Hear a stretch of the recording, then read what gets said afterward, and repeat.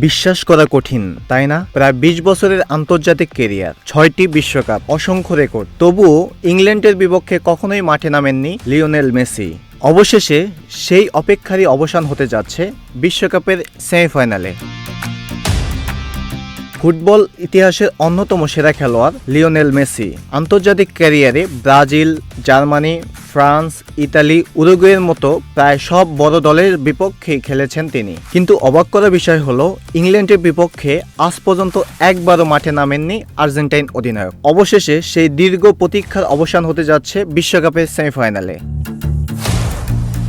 আগামী বুধবার আটলান্টায় ফাইনালে ওঠার লড়াইয়ে মুখোমুখি হবে আর্জেন্টিনা ও ইংল্যান্ড। আর এই ম্যাচ দিয়েই প্রথমবারের মতো ইংল্যান্ডের বিপক্ষে খেলবেন ২৯ বছর বয়সী মেসি। সবচেয়ে কাছাকাছি সুযোগ এসেছিল ২০০৫ সালে সুইজারল্যান্ডের জেনেভায় একটি প্রীতি ম্যাচে, কিন্তু আন্তর্জাতিক অভিষেকেই হাঙ্গেরির বিপক্ষে লাল কার্ড দেখার কারণে সেই ম্যাচটি খেলতে পারেননি তিনি। সেদিন ৩-২ গোলে জিতেছিল ইংল্যান্ড।